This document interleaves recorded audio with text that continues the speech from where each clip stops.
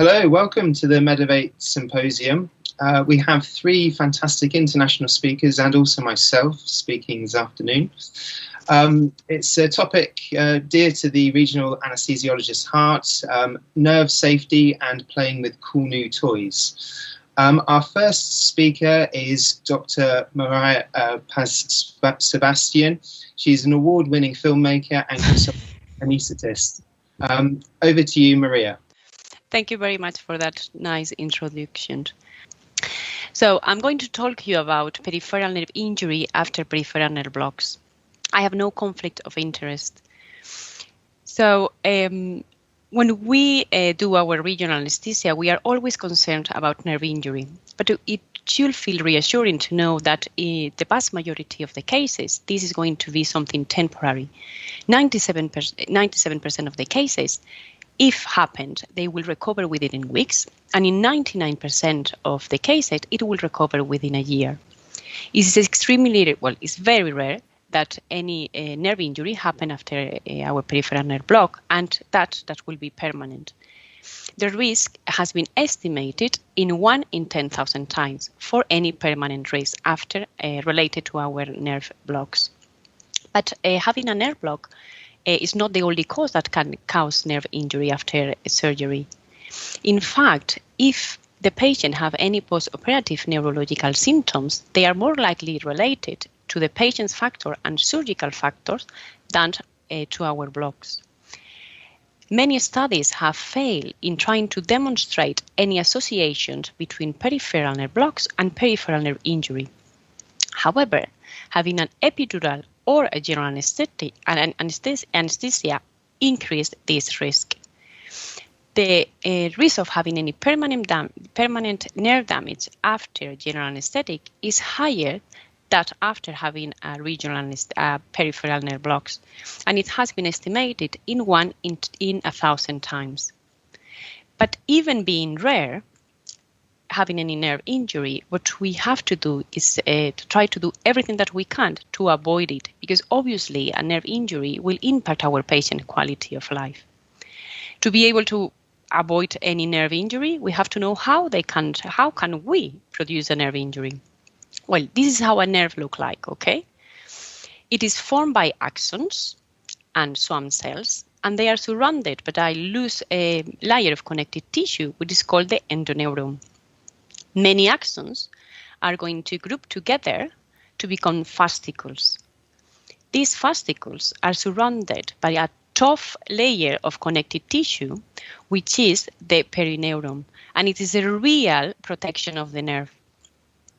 Many fascicles bundle together to become the peripheral nerve, and they are surrounded by another layer of connective tissue, which is loose and is permeable and highly compliant, and is called the Epi Neuron. So if we come back to our picture, this is a fascicles, this will be another fascicles, and this is our Epi Neuron. Anything that is outside the Epi Neuron is extraneural, anything that is inside is intraneural. You probably have recognized the structure that I show you with this one, which is the honeycomb structure. That is how we identify our nerves under ultrasound. If you see here, we can see the rounded structures that are the fascicles and are surrounded by hyperechoic layer, which is the epineuron. But you probably have also realized that this is not how we always see the nerves. For example, here we can see two roots. They are C5 and C6 at the level of their scaling group. These are seen as a round hypoechoic structures, and this is because they don't have many connective tissue to protect them. The connective tissue that protects nerve will be variable along their course, and this is why at the level of the interscaling groove, there is theoretically more risk of nerve damage because the nerve tissue is not going to be surrounded for so much connective tissue. But the nerves are further surrounded by an extra connective tissue, which is close to the epineuron but is not fused to it, and is usually not easily recognized, but it becomes visible when we inject our local anesthetic, and is what we see when we have these Donnock signs. So how a nerve can be damaged? Well, there are different mechanisms, and usually it's not a very simple injury. It's a combination of them that they are difficult. They are going to be very difficult to separate one from the other. We can, with our needle, have a direct trauma of our axons, but we can also, when we inject our local anesthetic, we can have high pressures, and then we can compress the nerve tissue, or we can compress the blood supply and have ischemia and a vascular injury. But our needle can also directly damage, pierce some vessels and cause an hematoma that will have compression, that can compress the nerve or can compress even more and the blood supply. We also are injecting local anesthetic. I don't know if you are aware, but every local anesthetic is potentially neurotoxic in a time and concentration manner. We are exposing, if we expose the axons to this local anesthetic, we may damage the nerves, but also we are giving adjuvants. For example, we can use adrenaline, and the adrenaline can have a vascular injury because could lead to ischemia. When we inject, we can create an inflammatory reaction that will have a scar on the nerve and will lead to injury. Any of these insults or the manifestations of these injuries are going to depend on the severity, but also the duration of the insults. And very, very importantly, in the underlying neural reserve that nerve has, meaning any pre-existing nerve conditions or how healthy that nerve is. That is why, for example, diabetic patients and patients with inflammatory neuropathies are at higher risk of having nerve injury after blocks. So when we perform our regional anesthesia techniques, our blocks, what we have to aim is to be extraneural. This is our needle, because it's very unlikely that we can have a direct trauma, compression, vascular, chemical, or inflammatory injury that will damage the axons that are inside the nerves. However, if our needle is intraneural, the damage that we can cause is not going to be exactly the same if our needle is extravascular as this one, or if our needle is intravascular as this other one. If our needle is intraneural but stays outside this perineuron, it's very unlikely that we directly damage the axons, but it's also very unlikely that we have any high pressure and compression, because remember, this Epi Neuron is highly compliant and is permeable. Also, we are not exposing the axons directly to the local anesthetic or adjuvants. And if the inflammatory reaction happens, it will be outside the axons too. However, if our needle is intraneural and is intravascular, we can damage directly the nerves. And very importantly, remember, this perineuron is tough. So if we inject our local anesthetic, we will have high pressure inside, and we can compress the nerve, and we can compress the blood supply, and we can have ischemia. And we are exposing the nerves to the local anesthetic, to our local anesthetic directly, which are potentially neurotoxic. So what we have to do when we perform regional anesthesia or our blocks is avoiding any intraneural injections, but very importantly, avoiding intraneural and intravascular injections. Unfortunately, the use of ultrasound hasn't eliminated this risk, and intraneural injection still happen. Fortunately enough, not all of them lead to a nerve injury. So what can we do? Well, we will have to try to reduce the risk. So some of the strategies that we can do is try to aim to miss the nerve. So target that extraneural connective tissue, so you are not too close to the nerve. Choose tangential needle trajectory, so you don't hit the nerve even if you go a little bit farther. Use isodrag sections. Reduce the number of paces, so then every time that you change your needle or you move your needle, there's an opportunity to damage the nerve or be intraneural. Do not seek for paresthesia. Use the lowest dose and volume of local anesthetic possible, but obviously ensuring that you have a good quality of the block. Use a small needle and use a short bevel needle. Thank you very much for your attention. Next speaker is Dr. Robin Heij, who is a consultant anaesthetist at the Queen Elizabeth Hospital in King's Lynn. Thank you very much, Ben. Hi, my name is Robin Heij. I work in the Queen Elizabeth Hospital, King's Lynn in the UK. I'm going to talk to you today about overpressure in injecting in regional anaesthesia. So who am I? Well, I'm a consultant anaesthetist and intensivist with a wide range of interests, including awake regional anaesthesia, total intravenous anaesthesia, hyperbaric medicine, simulated training and safety. My interests are all linked to solving actual or potential problems in anaesthesia. Some would say I'm a jack of all trades, and hopefully in about 30 years, when I look like the photo in the slide, I'll be a master of some. So why do I like awake regional anaesthesia? One of the reasons is that I think it's a second best anaesthetic. So I call it a number 2 anaesthetic. A number 1 anaesthetic would be to cancel the patient or to convince the surgeon to do it under local anaesthetic. But this is second best.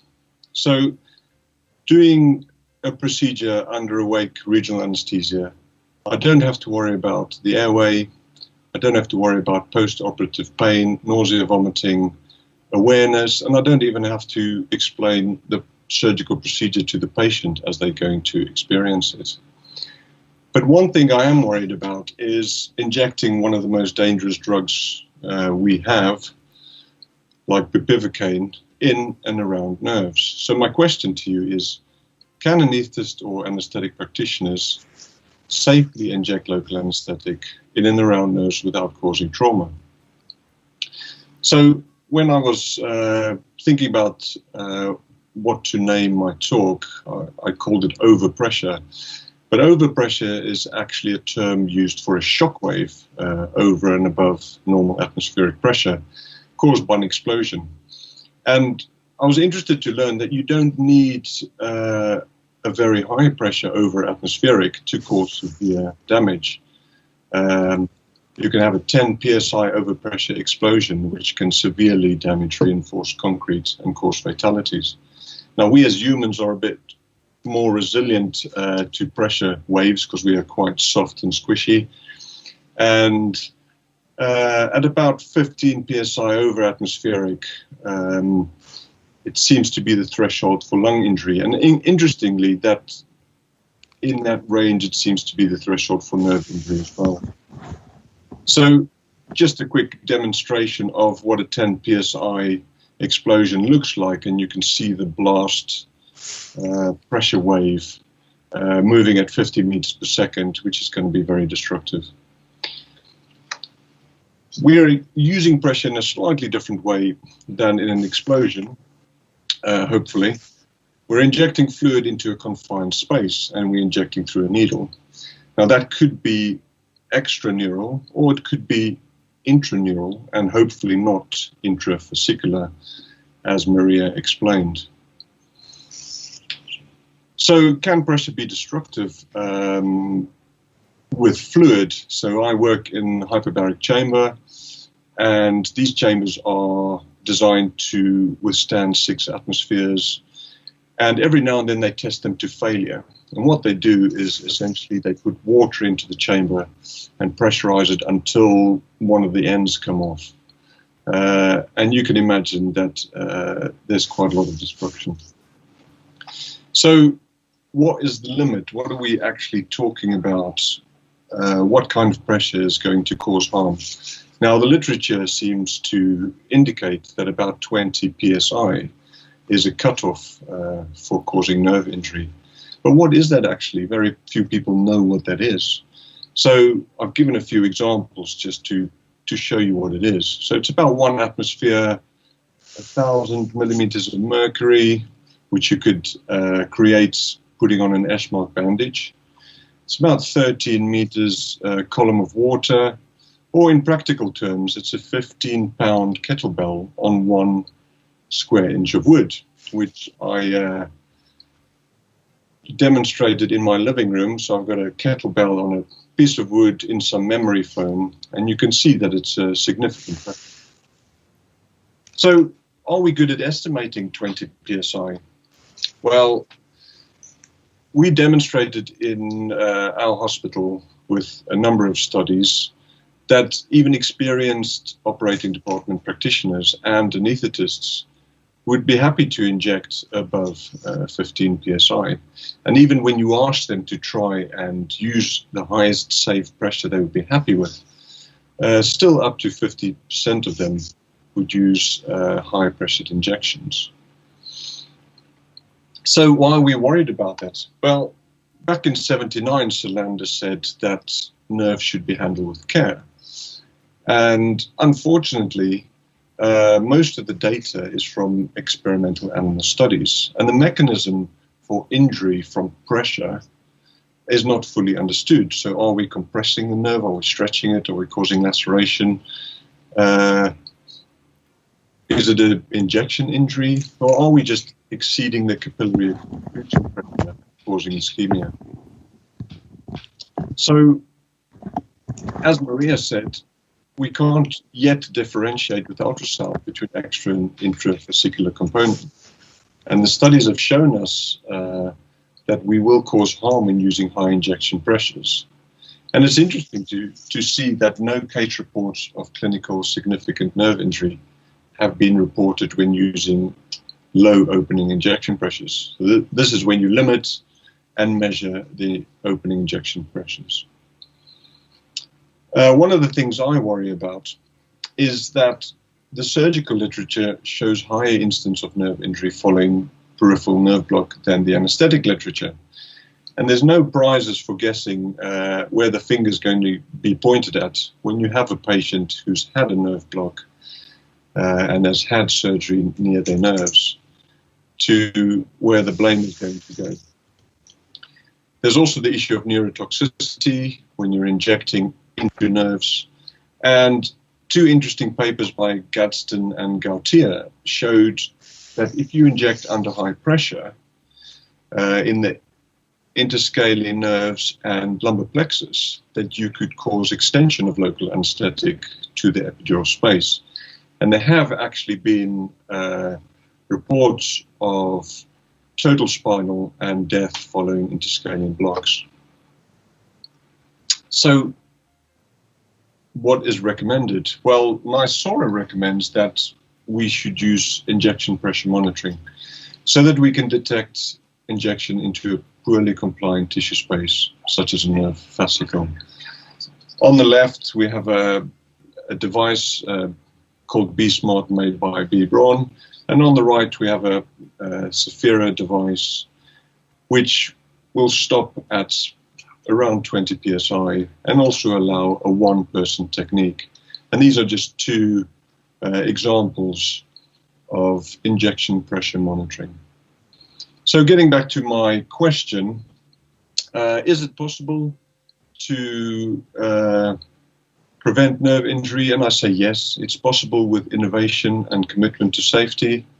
And we always aim to avoid deliberate trauma to nerves, including intraneural injection, which is probably a key safety principle of regional anesthesia.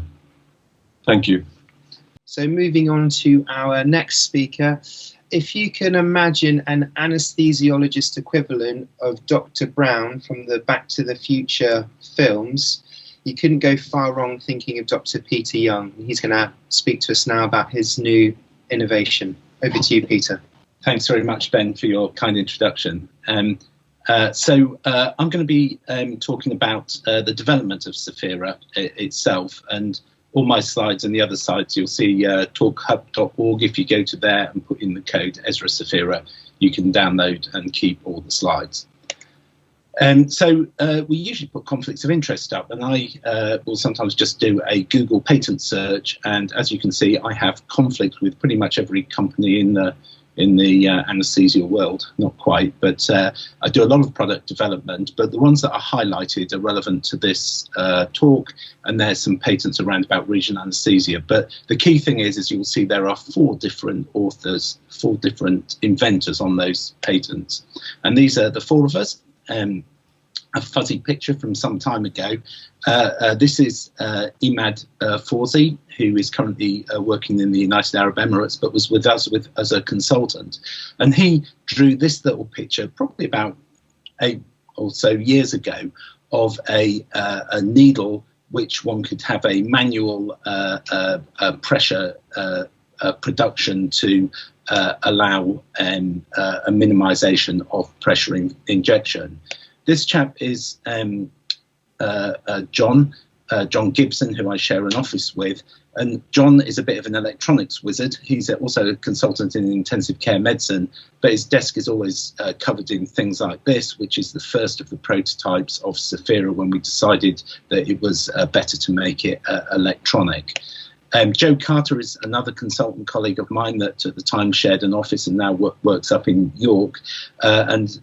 Himself and myself have brought a number of these products to market. We're joint inventors on an arterial connector that is used in about half the hospitals in the UK at the moment.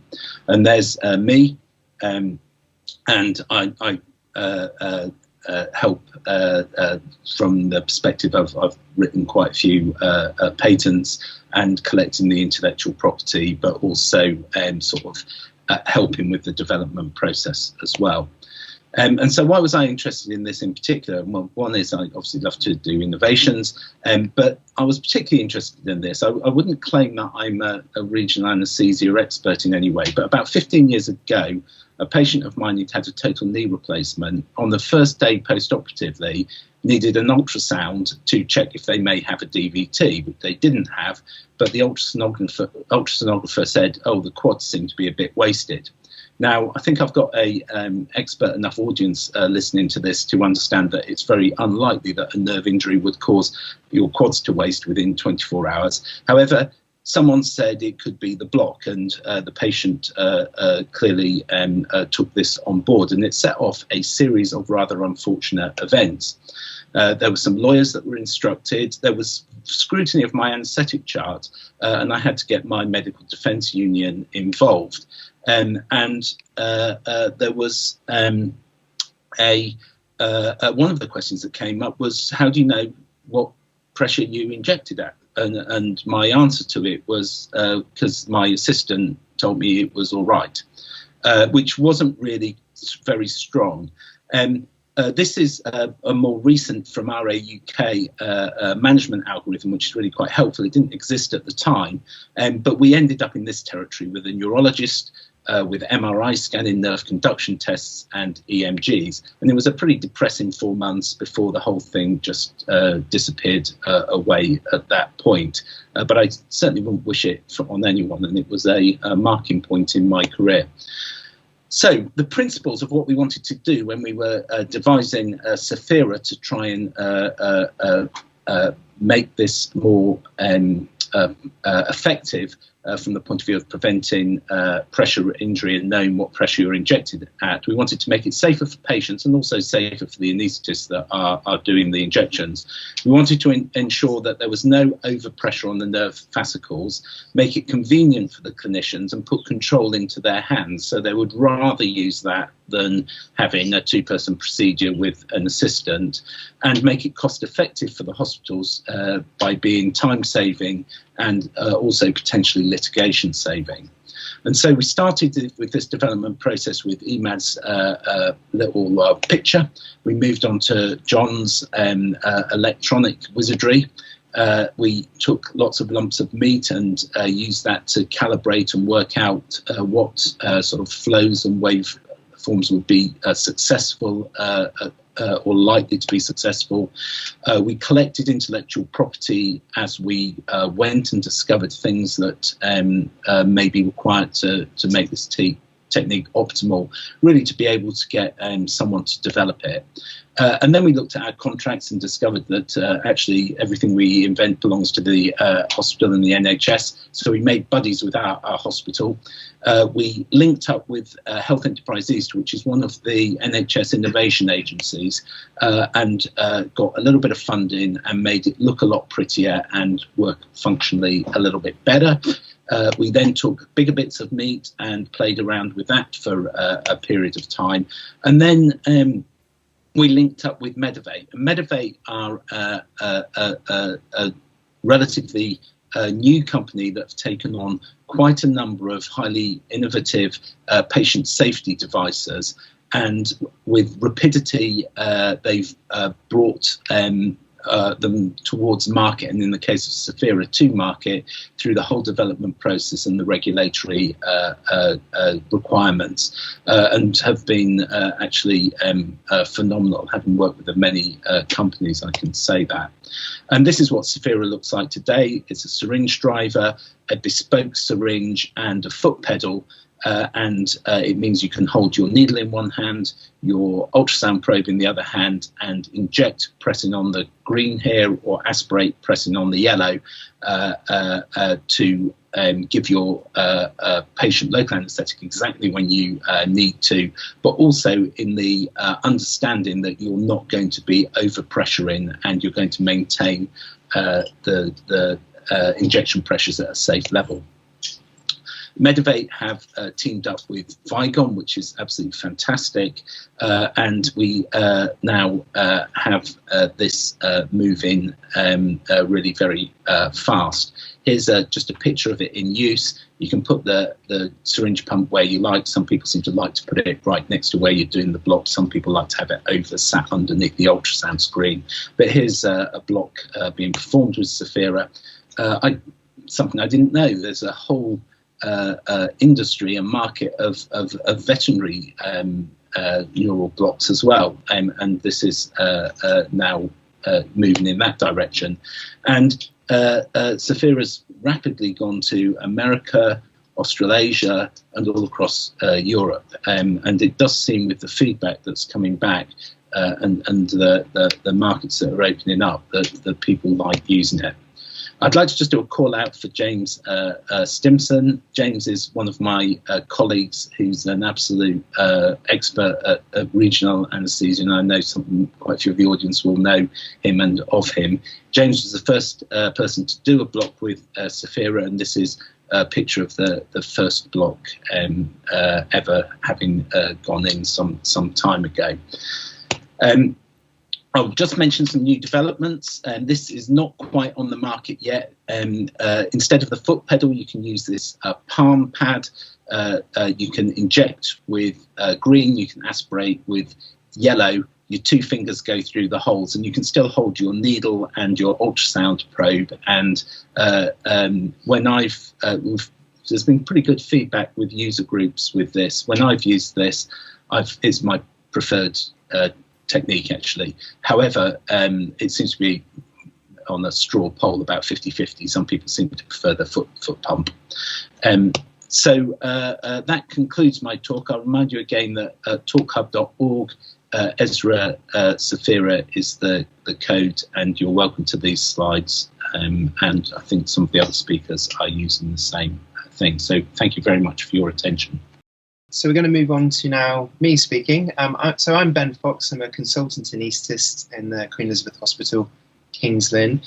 I have an area of interest in regional anaesthesia, and I'm going to be talking about introducing SAFIRA into clinical practice. In terms of my declarations, I'm on the board of RA UK, and this is actually a shameless plug for the RA UK ASM coming up. But actually, a lot of the talks at the ASM will actually be relevant to what we're talking about in this symposium. I've also put here Medovate. Medovate have sponsored this symposium, so I'm speaking in the symposium, so there's a declaration for that. And then finally, I am an employee of the Queen Elizabeth Hospital, King's Lynn, which is the birthplace of SAFIRA. I am an end user, and I say that I have got no financial affiliation with the device. So in terms of the contents of my brief talk, I'm going to talk about something I've called the IKEA problem, then talk about a SAFIRA guideline I've actually made for my department, which is a guideline and a checklist, and then a few early thoughts of this device in clinical practice. So in terms of the IKEA problem, a good example is the other day I got some solar lights for my garden, and I did what I think quite a lot of people do, is I chucked the instructions straight in the bin, and then I proceeded to actually break the lights through user error. And I think we're quite guilty of doing that, especially perhaps with medical devices. And so what I have actually gone and done for my department is I've made a very quick how-to guide, which is a laminate which will appear in our anaesthetic room, but it can also appear in wherever you're doing your nerve blocks. And that's what the guide and the checklist actually looks like. And so if we actually go into a little bit more detail, so on the left side of the guide is actually a setup guide, how to.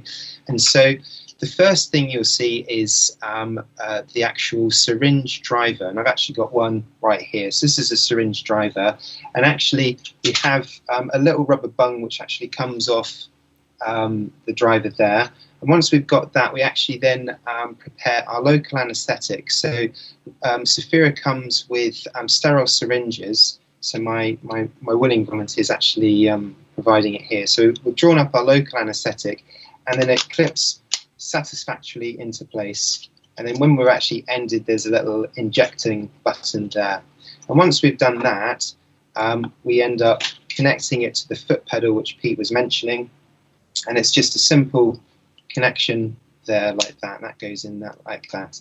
And then we've then got the foot pedal itself. And the first thing to do is actually to press on the green, which is the inject, green for go, just to make sure that your syringe and your needle is actually primed and the whole thing is actually functional. Once you've actually got it all good to go, in keeping with good regional anaesthesia hygiene, good practice, stop before you block, or whatever system you've got to check you're doing the correct side.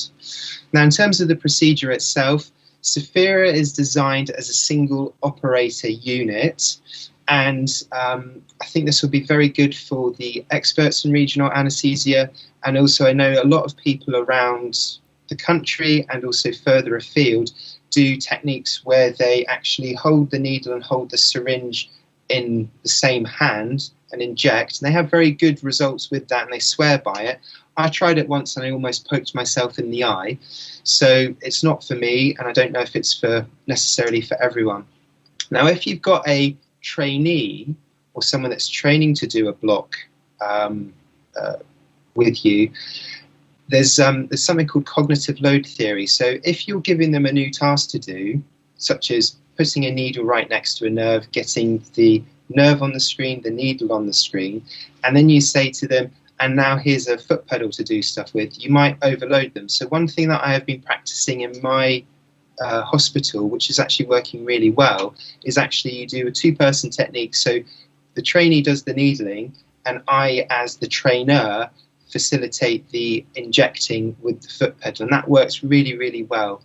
And actually you get away with a lot less volume, which is fantastic, because a lot of the time when you're training someone, you might have to increase the volume that you're actually using.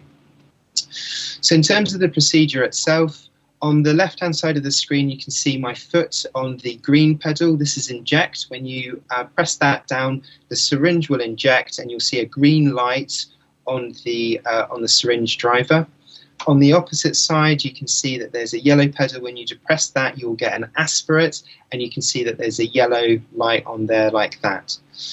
Now, there's a pressure limit for the device. That's how the whole thing works, and we're aiming to keep the pressure below 20 psi. Once the device recognizes that pressure limit, the injection stops straight away, and you'll get a flashing red light. Now, the way to then continue with your procedure is you will withdraw your needle, what you would normally do clinically when you normally clinically encounter high pressure, and at that point you just aspirate until the red light goes off. Okay. Once we've done the procedure, as we all know, regional anaesthesia doesn't stop there, so we've got the aftercare to think about. The actual syringe driver itself, and the foot pedal are not disposable. So the driver itself has got a battery which lasts up to 200 uses, and the foot pedal is also multiple use. So at the end of the procedure, you clean that down with chlorhexidine and alcohol, but dispose of obviously your needle and your syringe as you normally would. Once you've done all that, you document your block as per good practice. But then what's really important, if you're introducing a new thing into practice, is complete some feedback. We've got a system in our hospital where we regularly follow up every patient that's had a nerve block in our day surgery centre, but also we've been surveying all the anaesthetists that have been using SAFIRA. And this isn't published data yet, but is soon to be. And this is some of the early thoughts on SAFIRA. So I think this is quite important. We've got a hospital which has got some expertise in regional anaesthesia. And if you actually have a look on the graph on the left-hand side of the screen here, you'll see that in a third of the cases, the injection pressure stop function was actually encountered. Now, when I do a lot of nerve blocks, I can swear that my assistant, the ODP, doesn't say I've encountered pressure in a third of the cases. So going back to some of the earlier talks, we're probably actually injecting at higher pressures and not realising it. On the right-hand side of the screen, you can see that the overwhelming majority of respondents felt that the actual pressure function improved patient safety. And the very small percentage which didn't say it improved safety, they were equivocal. They said maybe. So it was no no's. This here is my my guideline and checklist for reference. And as Pete said, the talk as well is on the Talk Hub website. I've also got a Twitter account which you can actually have a quick look at. I'm going to put a video of actually setting up SAFIRA as well, and I'll put that on in a second. But that concludes the talks in the symposium today.